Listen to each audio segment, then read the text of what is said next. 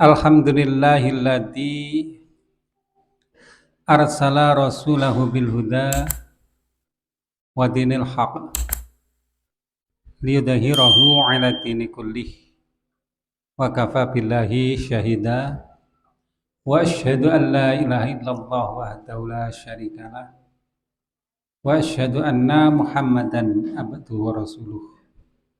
Allahumma shalli 'ala Muhammad wa ala alihi wa sahbihi wa man tabi'ahum bi ihsani ila yaumil qiyamah. Amma ba'd. Qala Allah ta'ala ya ayyuhalladzina amanu atiullaha wa atiur rasula wa ulil amri minkum. Fa in tanaza'tum fi syai'in farudduhu ila Allahi wa rasulih in kuntum tu'minuna billahi wal yaumil akhir. Wahai orang-orang yang beriman, taatlah kalian kepada Allah, taatlah kalian kepada Rasul, dan ulil amri dari kalian. Maka jika kalian berselisih tentang sesuatu, maka kembalilah kalian kepada Allah dan Rasul-Nya. Jika kalian benar-benar beriman kepada Allah dan hari akhir. Ayat ini memberi isyarat kepada kita bahwa di dalam kehidupan kita ini ada 3 oknum yang mengharuskan kita untuk berbuat taat kepadanya. Yang pertama adalah Allah. Diwajibkan kita untuk taat kepadanya. Dan taat kepada Allah ini bersifat mutlak. Tidak ada hal yang bisa memalingkan dari ketaatan kita kepada Allah atau dari kewajiban kita taat kepada Allah. Taat kepada Rasulullah itu juga demikian. Bersifat mutlak. Karena ketaatan kita kepada Rasul itu adalah wujud dari ketaatan kita kepada Allah. Karena Rasulullah SAW tidak akan memerintah atau melarang sesuatu kecuali perintah dan larangannya itu adalah berasal dari Allah. Wa ma yantiqu 'anil hawa in huwa illa wahyu yuha. Dan tidaklah Muhammad itu berbicara atas dasar wahyu lisan belaka, atas dasar hawa nafsu belaka. Tetapi yang disampaikan itu adalah wahyu yang diterima olehnya. Rasulullah SAW ditaati secara mutlak karena itu memang perintah dari Allah dan perintah dari Rasul. Kemudian yang ketiga adalah ulil amri. Di dalam ayat tersebut penyebutan ulil amri tidak disertai dengan atiu, tetapi wa ulil amri. Sedangkan pada Allah dan Rasulnya ada penyebutan tentang atiu. Yang menunjukkan kepada kita bahwa ulil amri ditaati di dalam rangka ketaatan kita kepada Allah dan ketaatan kita kepada Rasul. Jika ulil amri tidak di dalam ketaatan kepada Allah dan kepada Rasul, maka lepaslah kewajiban kita untuk mentaati pada ulil amri tersebut. Jadi ketaatan pada ulil amri tidak bersifat mutlak. Ketaatan kepada ulil amri tergantung dari ketaatan kita kepada Allah dan ketaatan kita pada Rasul. Minkum itu adalah dari kalian. Di mana dari kalian yang dimaksud dalam ayat ini, khitab ayat ini itu adalah ya ayyuhalladzina amanu, yaitu orang-orang beriman. Ulil amri minkum adalah ulil amri dari kalian, yaitu orang-orang beriman. Kalau kita ditanya siapakah ulil amri dari orang-orang beriman, maka sahabat-sahabat Rasulullah di zaman itu akan mengatakan bahwa ulil amrinya adalah Muhammad SAW. Kalau di zaman Khulafaur Rasyidin ada Abu Bakar As-Siddiq, ada Umar bin Al-Khattab, ada Utsman bin Affan, ada Ali bin Abi Thalib, ada Hasan bin Ali. Maka mereka akan jawab, siapakah ulil amri kalian? Ulil amri kami adalah Khulafaur Rasyidin itu. Dan jika kaum muslimin ditanya pada masa-masa setelahnya, entah di masa Umayyah, Abbasiyah, atau Utsmaniyah, mereka akan bisa menjawab, itulah ulil amri kami. Nah, saat ini ketika kita ditanya, siapakah ulil amri kita? Kita tidak bisa menjawab. Atau jika menjawab, jawabannya berbeda-beda. Atau kita tidak tahu. Nah, ini permasalahan. Coba kita lihat pada hadis yang diriwayatkan oleh Bukhari, di mana Rasulullah SAW katakan ad-dinun nasihah. Ya, perlu ditulis ini ya.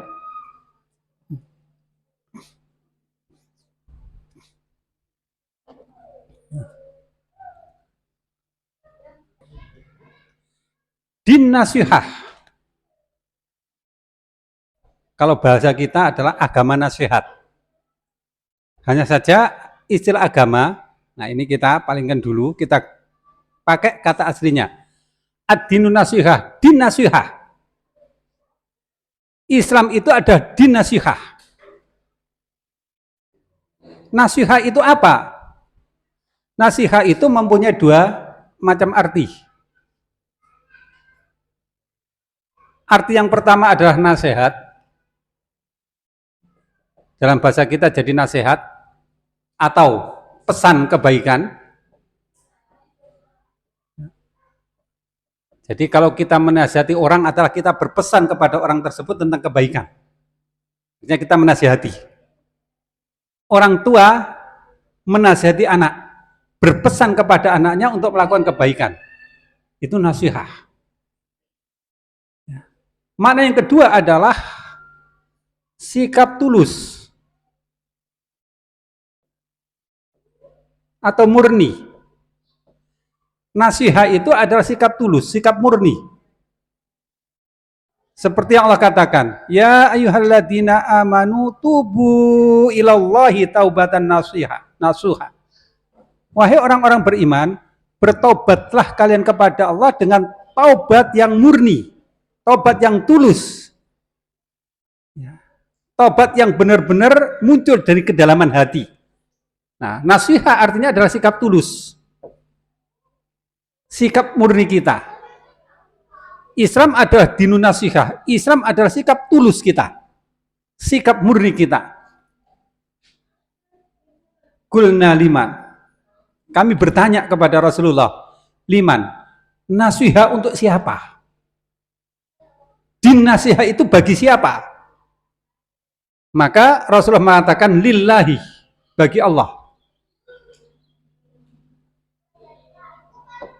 Nasihat bagi Allah. Kalau nasihat bagi Allah itu kita artikan nasihat, pesan kebaikan nggak cocok. Kita nggak mungkin menasihati Allah. Tapi kita artikan dengan sikap tulus. Islam itu adalah sikap tulus kita kepada Allah. Bagaimana wujud sikap tulus kita kepada Allah? Itu ada yang disebut dengan tauhid.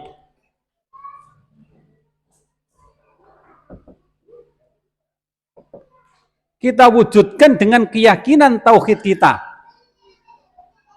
Di mana keyakinan tauhid kita itu menghendaki bahwa kita meyakini bahwa tidak ada penguasa di seluruh jagat raya ini, di seluruh alam ini kecuali Allah. Dia adalah penguasa satu-satunya. Jangan sampai ada keyakinan lain bahwa selain Allah ada penguasa. Dia berkuasa mutlak atas seluruh alam ini, mulai dari menciptakan, memberi rezeki, mengatur, memelihara, merajai, menimpakan manfaat atau mudarat, raja bagi seluruh yang ada di alam ini. Kekuasaan mutlak ada pada Allah. Tidak ada satupun yang bisa menyekutuinya di situ. Itu sikap murni kita kepada Allah. Tidak boleh ada keraguan, tidak boleh ada pandangan lain. Dan ini realistis. bukan sebuah doktrin yang tidak bisa diterima oleh akal. Bisa diterima oleh akal dengan sempurna. Bahwa kekuasaan atas seluruh alam itu hanya berada di tangan Allah. Tidak ada satupun yang akan mampu memberi rezeki kecuali Allah. Tidak akan ada satupun yang mau mendidik, memelihara, mengatur, menurunkan hukum kecuali Allah Ta'ala. Nah, murni sikap kita tulus kepada Allah. Kemudian sikap tulus kepada Allah yang kedua adalah kita menjadikan Allah sebagai satu-satunya zat yang diibadahi. Jadi kalau sudah yakin kekuasaan itu secara mutlak ada di tangan Allah, maka kewajiban tulus kita berikutnya adalah beribadah hanya kepadanya. Nggak ada satupun yang layak untuk diibadahi. Nggak ada satupun yang layak kita serahkan diri kita dengan penuh penyerahan diri, menumpahkan kecintaan kita, menunjukkan rasa takut dan rasa harap kita, menyandarkan semua perbuatan dan pergerakan kita kepadanya dengan tawakal, kecuali hanya kepadanya. Ya. Dengan kata lain bahwa sikap tulus kita di dalam beribadah hanya kepada Allah. Tidak ada sekutu baginya di seluruh yang ada di jagat raya ini.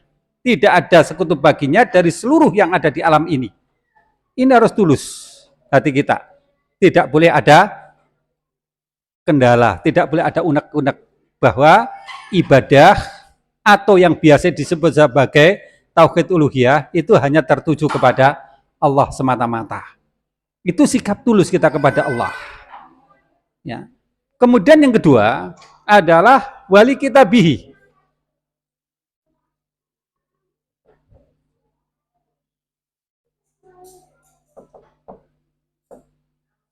Sikap tulus kepada kitabnya. Sikap tulus kita kepada kitab Allah. Atau mungkin kita tambahkan dengan Al-Quran. Nah, sikap tulus kita kepada Al-Quran banyak wujudnya. Yaitu kita menjadikan Al-Quran sebagai satu-satunya sumber dari seluruh sumber hukum yang ada. Kita menjadikan Al-Quran sebagai satu-satunya dustur, undang-undang di dalam kehidupan kita. Kemudian kita perlakukan dia sesuai dengan haknya. Mulai dari belajar, bagaimana kita pelajari. Membacanya dengan tulus, mempelajarinya dengan tulus, mengamalkannya dengan tulus, menjaganya dengan tulus, membelanya dari orang-orang yang melecehkannya. Nah, dan semua sikap yang tulus kepada Al-Quran dalam segala bentuknya ini adalah bagian dari dinun nasihah. Ini adalah din yang bersifat ras tulus. Kemudian yang ketiga adalah sikap tulus kita kepada Rasul. Wali Rasuli. Sikap tulus kepada Rasul. Yaitu Muhammad SAW. Bagaimana kita mewujudkan sikap tulus kepada Rasulullah? Secara umum Rasul SAW itu mempunyai dua posisi, dua kedudukan. Yang pertama adalah sebagai penyampai risalah dari Allah kepada umat manusia. Sebagai penyampai risalah, beliau diberi oleh Allah risalah, ajaran. Beliau diberi oleh Allah kitab. Yang mana sikap tulus kita kepada risalah Rasulullah SAW itu adalah mengikuti risalahnya, ya, menjalankan sunnah-sunnahnya. Ya. Kemudian yang kedua adalah beliau diturunkan oleh Allah sebagai qudwah, sebagai teladan. Ya. Bagaimana Rasulullah SAW sebagai teladan? Qad kana lakum fi Rasulillahi uswatun hasanah. Sungguh benar-benar ada bagi kalian teladan yang baik dari Rasulullah SAW tersebut.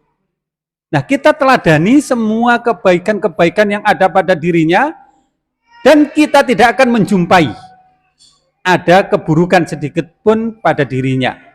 Jadi sikap tulus kita di dalam meneladani Rasulullah. Ya. Sikap tulus kita di dalam kita menjadikan beliau sebagai contoh di dalam segala hal. Bagaimana wujudkannya?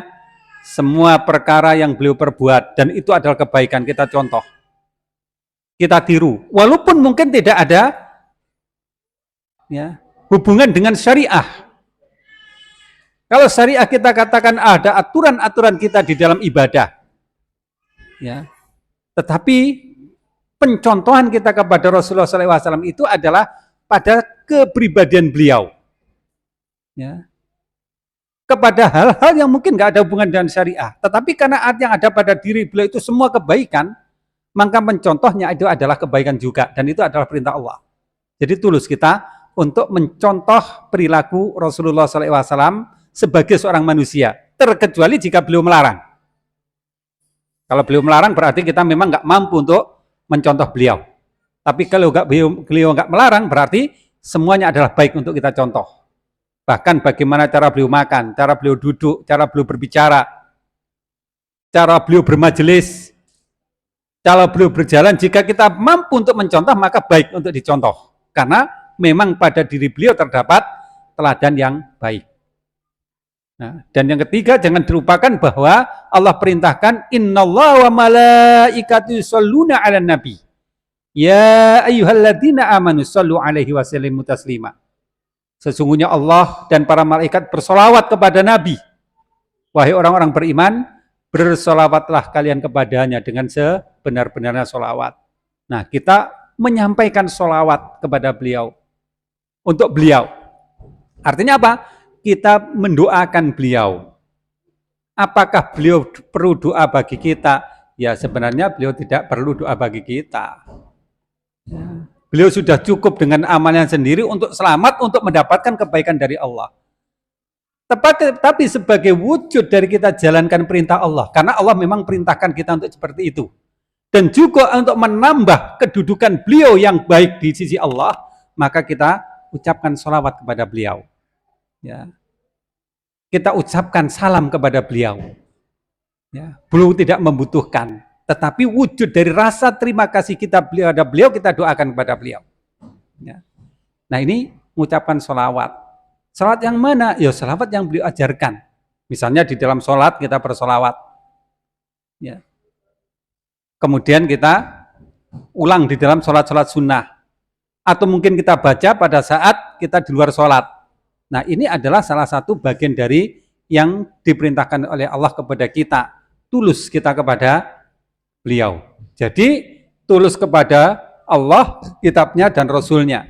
Kemudian yang keempat adalah tulus kepada a'immatil muslimin.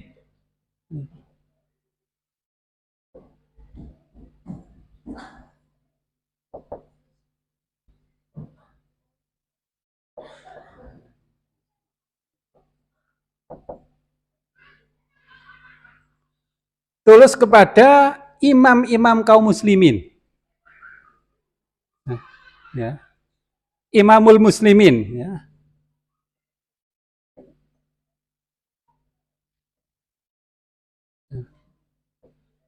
Tulus kepada imam-imam kaum muslimin. Siapakah imam-imam kaum muslimin itu? Pemimpin-pemimpin umat muslimin itu. Siapakah mereka itu? Nah, ini menjadi pertanyaan kita dulu. Kalau kepada Allah kita banyak tahu siapa dia. Ya. Kepada kitabnya kita banyak tahu siapa, apa kitabnya itu. Kepada Rasul kita tahu. Kita mudah menjawab kan? Siapa Allah? Mudah menjawab. Kepada kitabnya mudah menjawab. Kepada Rasul mudah menjawab. Sekarang pertanyaan adalah wali a'immatil muslimin. Kepada pemimpin-pemimpin muslim. Siapakah pemimpin muslim itu? Bisa jawab nggak? Kalau kita nggak tahu orangnya, nggak tahu datnya, gimana kita bisa bersikap tulus? Padahal itu perintah. Padahal itu adalah bagian dari dinun nasihah. Ya. Artinya bagian dari dinun nasihah itu bagian dari dinun Islam itu sendiri. Makanya kalau kita ada di zaman sahabat, kita ditanya, siapa imam muslimin itu? Mereka bisa jawab, ini Ismat. Kemudian mereka bisa berbuat tulus kepada imam tersebut. Nah, kalau kita tidak bisa menjawab, bisa jadi karena tidak tahu, bisa jadi karena jawabannya berbeda-beda, bisa jadi memang nggak ada, maka di nasihat ini masih kurang. Ya, kita belum memenuhi apa yang disebut dengan dinun nasihah itu. Ya. Nah, ini kita jawab berikutnya. Kemudian yang kelima adalah wa ammatihim, yaitu wa ammal muslimun.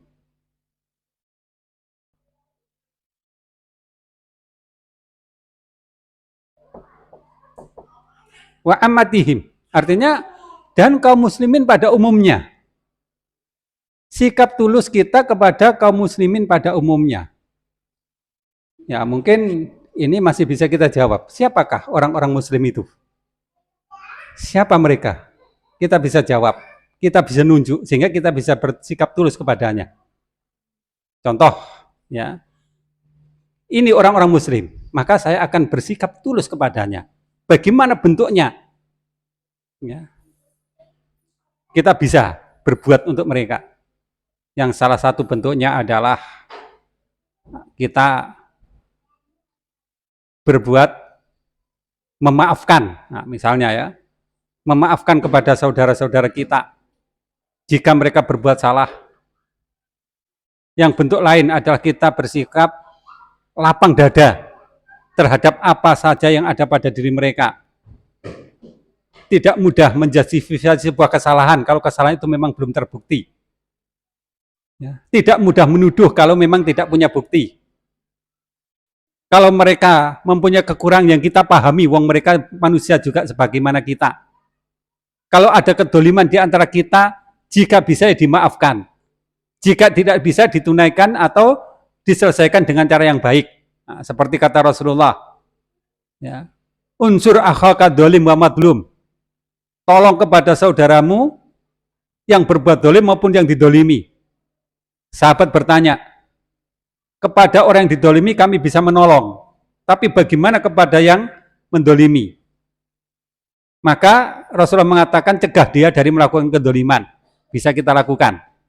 Kenapa? Sikap tulus kita kepada saudara bisa kita lakukan, kita tahu siapa mereka. Tapi yang jadi masalah ini adalah kepada yang keempat, yaitu kepada a'immatul muslimin, kepada pemimpin Islam.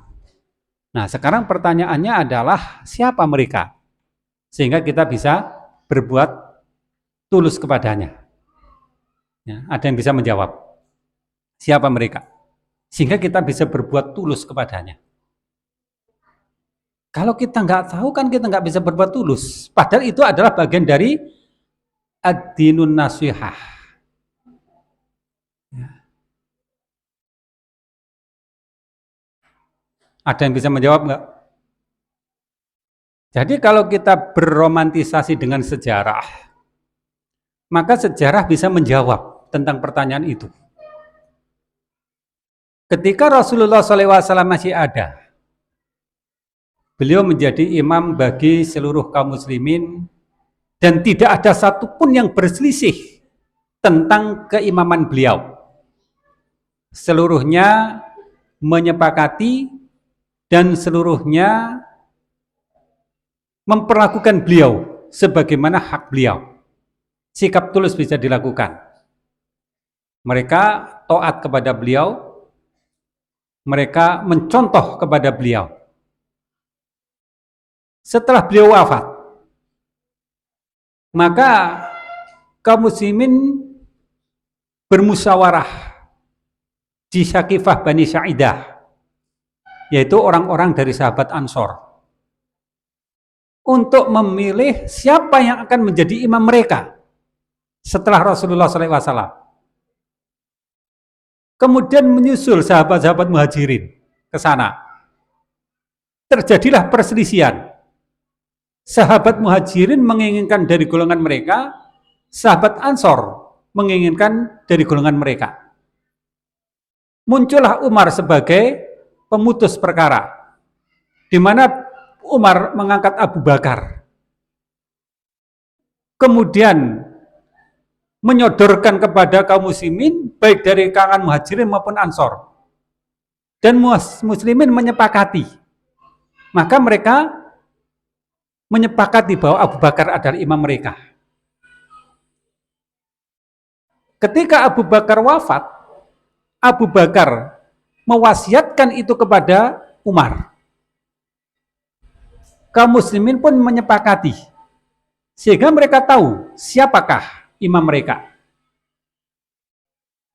Ketika Umar terbunuh, sebelum dia wafat, dia tunjuk berapa orang sebagai formatur di dalam penyusunan atau pengangkatan khilafah. Akhirnya terpilihlah Utsman bin Affan. Dan kaum muslimin menyepakatinya. Dan mereka menjadikan Utsman sebagai imam. Ketika Utsman terbunuh, tidak berpesan sesuatu pun kepada kaum muslimin, maka kaum muslimin bermusyawarah mengangkat Ali bin Abi Thalib. Maka jadilah Ali sebagai khalifah. Mereka mengangkatnya sebagai imam. Di sebelah utara, Muawiyah menuntut agar pembunuh Utsman diadili. Ali tidak menolak apa yang diusulkan dituntut oleh Muawiyah. Namun Ali merasa belum waktunya, karena Madinah sedang dikuasai oleh para pembunuh Utsman. Ini tidak disepakati oleh Muawiyah, maka terjadilah perang antara Ali dan Muawiyah. Dengan berakhir dengan pada peristiwa tahkim. Kemudian akhirnya jatuhlah Ali dari kekhalifahan dengan terbunuhnya Ali. Kaum muslimin berselisih. Sebagian mengangkat Hasan bin Ali sebagai penggantinya, sebagian mengangkat Muawiyah. Imam kaum muslimin saat itu ada dua untuk sementara waktu. Siapa yang diikuti? Masih terjadi perselisihan. Tapi mereka tahu ini imam. Itu dianggap imam juga. Berselisih mereka. Kemudian Hasan bin Ali mengundurkan diri dari kekhalifahan tersebut. Dan akhirnya kekuasaan jatuhlah ke tangan Muawiyah. Kaum muslimin tahu siapa imamnya. Dan ini berlangsung selama masa dinasti Umayyah. Sampai akhirnya Umayyah pun jatuh diganti Abbasiyah. Kaum muslimin juga tahu siapa imamnya. Terlepas dari bagaimana para imam-imam itu memerintah. Terlepas dari baik buruk dari imam-imam itu menjalankan tugasnya. Tetapi kaum muslimin tahu siapa itu imam mereka. Kadang-kadang memang imam juga manusia biasa. Kadang-kadang ada yang baik, kadang-kadang yang buruk. Kadang-kadang ada yang adil, kadang-kadang ada yang dolim. Ya. Seperti hanya pemimpin-pemimpin yang lain. Itu manusiawi. Tetapi kaum muslimin nggak berselisih. Mereka tahu itu adalah imam. Sehingga sikap tulus tetap bisa mereka lakukan. Kepada yang adil bagaimana sikapnya, kepada yang dolim bagaimana sikapnya. Ya. Kepada yang jujur bagaimana sikapnya, kepada yang dusta bagaimana sikapnya. Kaum muslimin tahu siapakah imamnya. Sikap tulus bisa dilakukan. Dan berakhirnya Umayyah, kemudian disusul dengan Abbasiyah, dan terakhir dengan Utsmaniyah, itu pun demikian.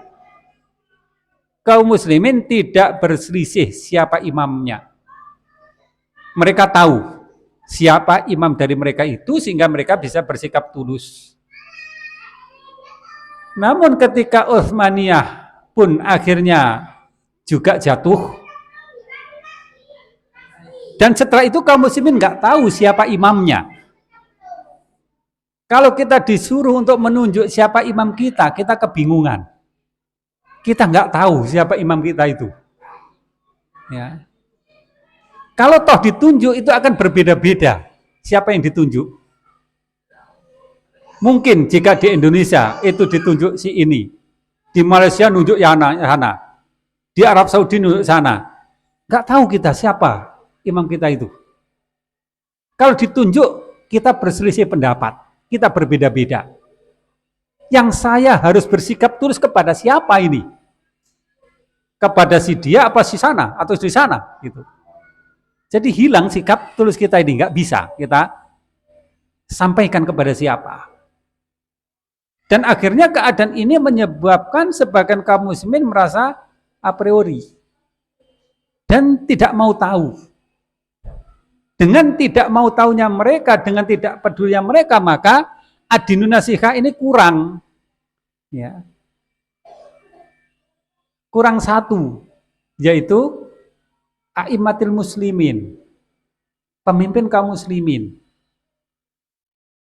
Jadi kalau al-Islam itu disebut sebagai ad-dinun nasihah, dan Allah perintahkan kepada kita, udkhulu fis-silmi kafah, masuklah kalian kepada Islam secara menyeluruh.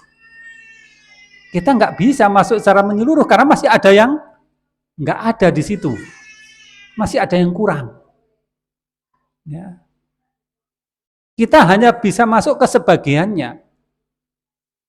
Dan ketika yang kurang ini adalah bagian yang penting, maka akhirnya bagian-bagian lain pun juga nggak bisa kita jalankan. Sebuah contoh tentang Alkitab. Kita diperintahkan untuk bersikap tulus kepada Alkitab, Al-Quran.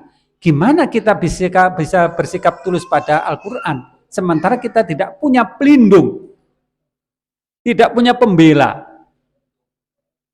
Jika kita tunjukkan sikap tulus kita kepada Al-Quran dengan jalan menjalankan apa yang diperintahkan Al-Quran, meninggalkan apa yang dilarang oleh Al-Quran. Nggak bisa. Akhirnya sikap tulus kita pun tidak terjadi. Ya. Nah ini menjadi sebuah masalah bagi kita semua. Dan keadaan seperti ini sebenarnya sudah disampaikan oleh Rasulullah SAW di dalam hadis yang diriwayatkan oleh Bukhari Muslim dari Hudzaifah bin Yaman. Ya, sebuah keadaan ketika kita tidak punya al-jamaah wa imam. Ya. Hudzaifah pernah bertanya kepada Rasulullah SAW, ya, bagaimana jika di saat itu tidak ada al-jamaah dan tidak ada imam?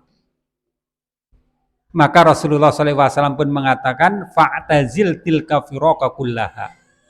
Tinggalkan semua firqah yang ada. Jadi keadaan seperti ini ya adalah keadaan yang kita alami saat ini. Maka apa yang menjadi pendapat para ulama-ulama terdahulu tentang hal tersebut? Ulama-ulama terdahulu tentang tersebut tidak peduli dari aliran apa. Dari kalangan Ahlussunnah, dari kalangan Syiah, dari kalangan Khawarij, dari kalangan Murji'ah, dan juga dari yang lain-lain menyatakan wajibnya mengangkat imam. Ya. Nah, ini berarti permasalahan universal di dalam Islam itu. Bukan permasalahan aliran, bukan permasalahan madzhab. Tapi permasalahan universal di dalam Islam bahwa mengangkat imam itu adalah sebuah kewajiban. Ya. Nah tentu ini adalah kewajiban secara syar'i yang dibenarkan oleh akal. Karena akal kita bisa memastikan bahwa keberadaan imam adalah sebuah hal yang tidak bisa ditolak di dalam kehidupan kita. Dan bisa kita lihat pada kenyataan kehidupan yang ada di dalam kehidupan kita sendiri. Contoh, di dalam struktur masyarakat sosial yang paling kecil, yaitu keluarga. Bisa nggak terjadi jika keluarga itu tanpa imam? Jika keluarga itu tanpa pemimpin? Nggak akan bisa terjadi. Keluarga itu akan berantakan. masing-masing orang akan berbuat seenaknya sendiri. Ya. Tidak ada keteraturan, tidak ada kesamaan sikap, pendapat, dan yang lain-lain. Pasti akan berantakan. Semua orang merasa lebih dari yang lain. Semua orang mementingkan urusannya sendiri-sendiri. Maka keluarga itu tidak akan bisa berjalan dengan baik. Dalam struktur sosial yang lebih luas pun juga demikian. Akan terjadi kekacauan. Jika manusia yang diberi oleh Allah potensi berpikir yang berbeda-beda ini dibebaskan untuk melakukan apapun yang dia inginkan, pasti akan berbenturan dengan yang lain. Pasti akan bersinggungan dengan yang lain. Dan ini membuat mereka tidak akan bisa berjalan dengan baik. Ya. Di dalam sistem apapun, maka keberadaan imam atau pemimpin ini adalah sebuah keniscayaan. Ya, sebuah keharusan yang ditetapkan secara syariah dan dibenarkan secara akal. Karena itu kita tidak menjumpai ada satu pun di antara satu aliran atau satu madhab di dalam Islam, baik itu madhab akidah, madhab fikih atau yang lain-lain, yang berbeda di dalam kewajiban mengangkat imam tersebut. Itu adalah sebuah kewajiban. Ya. Nah, jika kita berbicara kewajiban, maka secara umum kewajiban itu memang terbagi jadi dua. Ada kewajiban yang bersifat ain, ada kewajiban yang bersifat kifayah.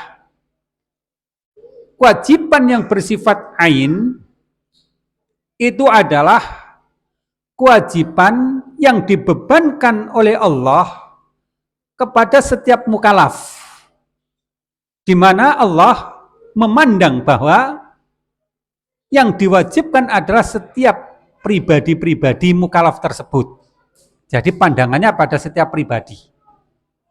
Seperti kewajiban kita sholat, itu pelaksanaannya adalah pada setiap mukallaf. Walaupun nanti di dalam sholat itu ada unsur yang sifatnya kifayah. Ya, seperti halnya sholat jamaah, ada sholat jenazah, ya, ada sholat-sholat yang lain. Ya, pada dasarnya terbebankan kepada setiap mukallaf. Walaupun di situ ada unsur lain yang nantinya bersifat kifayah. Ya. Atau puasa terbebankan kepada setiap mukallaf, walaupun di situ nanti ada irisannya dengan kifayah juga. Karena puasa itu terikat dengan waktu. Dan waktunya adalah bulan Ramadan. Sementara tidak semua orang tahu tentang awal masuknya bulan Ramadan. Sehingga di situ ada kewajiban untuk menyatakan masuk dan tidaknya bulan Ramadan tersebut. Dan kewajiban itu sebenarnya ada tertuju pada imam. Imamlah yang mempunyai kewajiban untuk menetapkan ini masuk Ramadan atau bukan. Ya. Demikian juga Idul Fitri. Nah, itu yang disebut dengan wajib yang bersifat ain tadi ya. Terbebankan pada setiap mukallaf dan Allah memandang kepada pelaku dari kewajiban tersebut, yaitu setiap pribadi dari orang yang mukallaf tersebut. Kemudian yang kedua adalah kewajiban yang bersifat kifayah. Di mana kewajiban yang bersifat kifayah ini adalah kewajiban yang bersifat umum. Tidak dipandang pada setiap mukallaf, tetapi dipandang dari terlaksananya kewajiban tersebut. Siapa yang melaksanakan kewajiban itu tidak menjadi pertimbangan. Yang jadi pertimbangan adalah terlaksananya kewajiban itu. Jadi di antara kewajiban tersebut, jika ada sebagian kaum muslimin yang sudah menunaikannya, maka yang lain terbebas dari kewajibannya. Artinya sudah terlaksana kewajiban itu, tanpa memandang siapa yang melaksanakan kewajiban tersebut. Atau dengan bahasa lain, bahwa kewajiban yang bersifat ain terbebankan kepada pribadi, sedangkan kewajiban yang bersifat kifayah ini terbebankan kepada seluruh kaum muslimin. Jadi bebannya tertumpu pada seluruh kaum muslimin. Nah, beban untuk mengangkat seorang imam itu terbebankan kepada siapa? Apakah terbebankan kepada setiap pribadi antum ini? Ataukah terbebankan kepada komunitas kaum muslimin yang tidak dipedulikan mana yang mengangkatnya? Nah, coba kita lihat. Di dalam pengangkatan Abu Bakar As-Siddiq yang berkumpul di Sakifah Bani Syaidah itu bukan keseluruhan dari sahabat Ansor, tetapi orang-orang tertentu saja dari sahabat Ansor, bukan keseluruhannya. Demikian juga dari kalangan Muhajirin. Yang datang ke situ bukan keseluruhan dari Muhajirin, tapi sebagian saja dari Muhajirin. Kemudian yang menyepakati Abu Bakar sebagai Khalifatul Rasul itu juga awalnya bukan keseluruhan dari kaum muslimin, tetapi sebagian dari kaum muslimin yang sepakat di Sakifah Bani Syaidah tersebut. Yang berarti kewajiban itu terbebankan kepada kaum muslimin yang jika dilaksanakan oleh sebagiannya maka tuntaslah kewajibannya. Ini kalau kita lihat kasus diangkatnya Abu Bakar. Demikian juga pada kasus diangkatnya Umar. Yang mengangkat Umar sebagai khalifah itu bukan keseluruhan kaum muslimin. Yang mengangkatnya itu adalah seorang kaum muslimin, yaitu Abu Bakar. Jadi Umar itu ditunjuk oleh Abu Bakar, bukan atas dasar pengangkatan oleh seluruh kaum muslimin. Jadi apa yang dilakukan oleh Abu Bakar itu mewakili kepada seluruh kaum muslimin. Itu kifayah namanya. Ya, Abu Bakar bersendirian. Ya, melakukan sesuatu yang menjadi kewajiban dari seluruh kaum muslimin. Tuntas kewajibannya karena Abu Bakar.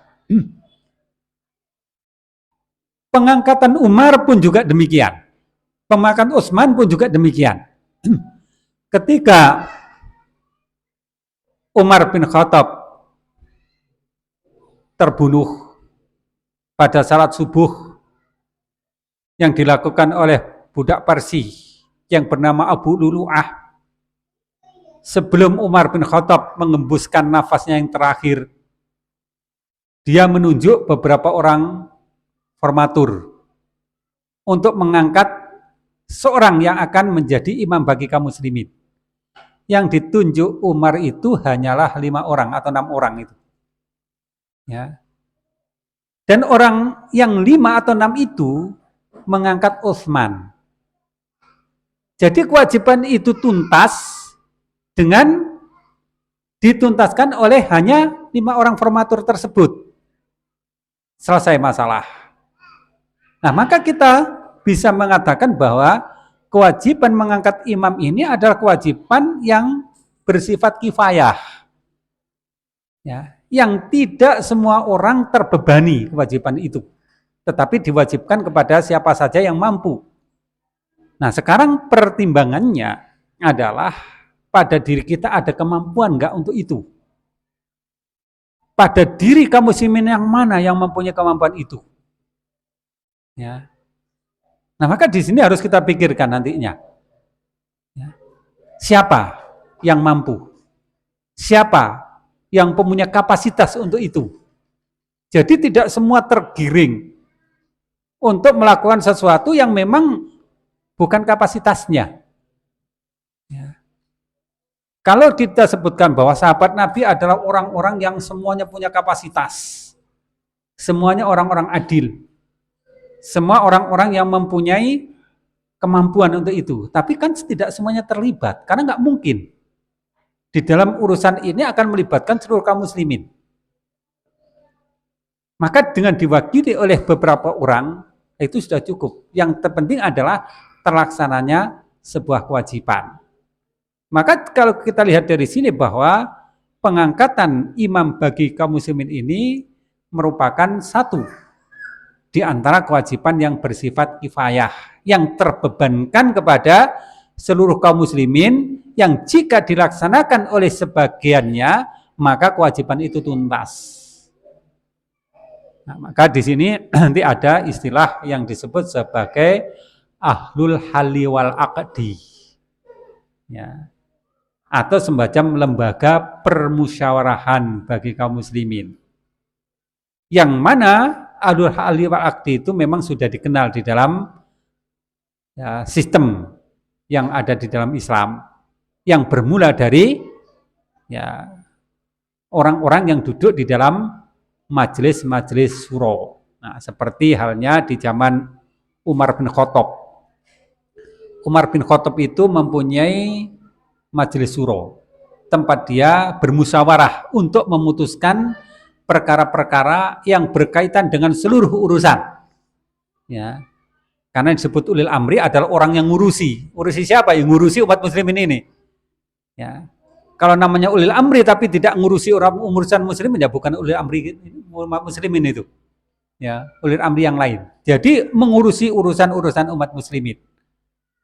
Maka Umar bin Khattab mengangkat beberapa orang ahli syuro. Di antara orang-orang yang ahli Quran. Nah, jadi pilihan ahli syuro itu lembaga perwakilan, lembaga permusyawaratan itu harusnya orang-orang ahli Quran. Ya. Mencontoh kepada Umar bin Khattab. Karena merekalah orang-orang yang bisa berpikir dengan baik karena terbimbing dengan Al-Quran. Umar bin Khattab memilih dari dua golongan. Yang pertama adalah golongan muda, di mana golongan muda biasanya orang-orang yang mempunyai idealisme yang masih tinggi, mempunyai semangat yang tinggi. Ya. Kemudian yang kedua adalah golongan tua, di mana golongan tua adalah golongan orang-orang yang sudah makan asam garam perjuangan. Orang-orang yang sudah kenyang dengan pengalaman, sehingga mereka bisa berpikir dengan baik, bisa berpikir dengan bijaksana, bisa tahu pengalaman-pengalaman yang sudah terjadi. Maka dua kelompok ini digabung oleh Umar bin Khattab menjadi Ahlus Syuro, yang nama kemudian disebut dengan Ahlul Halli wal Aqdi. Ya.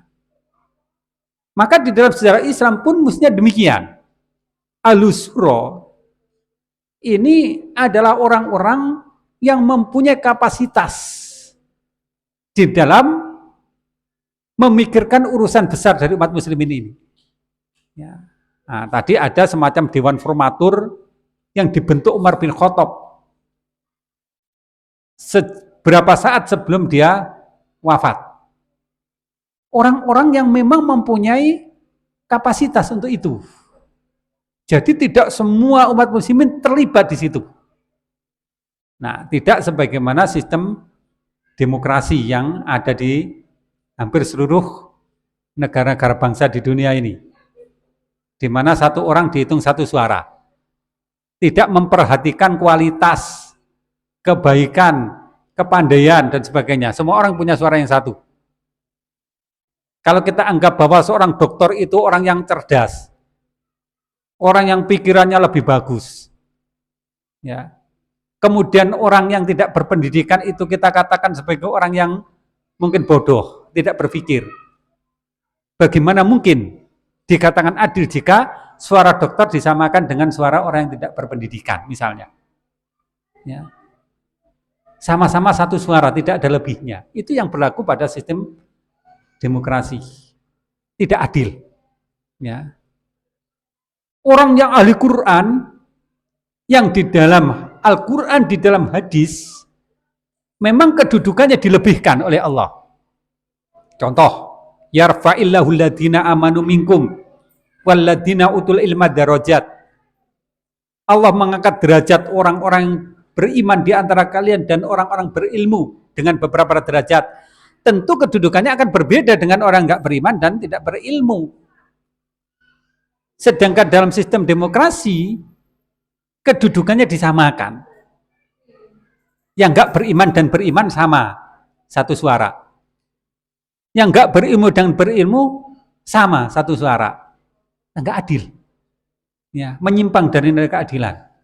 Nah, maka di sini sebagai ya orang yang berkepentingan dan punya kapasitas untuk itu, yaitu alusuro, kaum muslimin, maka merekalah orang-orang yang harusnya terlibat secara aktif di dalam majelis suro atau ahli wal akdi di dalam menuntaskan kewajiban yang bersifat kifayah ini. Nah, sedangkan jika melibatkan kepada seluruhnya, itu tidak mungkin bisa terjadi. Tidak ada media, tidak ada cara untuk menyatukan semuanya di dalam rangka menuju kepada satu kesepakatan. Nah, secara akal tidak mungkin terjadi. Nah, maka disitulah jadi mengangkat imam itu adalah sebuah kewajiban yang bersifat kifayah, maka hendaklah orang-orang yang memang punya kapasitas untuk itu menuntaskan kewajiban tersebut sehingga kita bisa menyempurnakan ad-dinun nasihah itu. Din yang wujudnya adalah sikap tulus ini, yaitu terangkatnya seorang imam yang menjadi imam bagi umat muslimin semuanya. Ya, baik.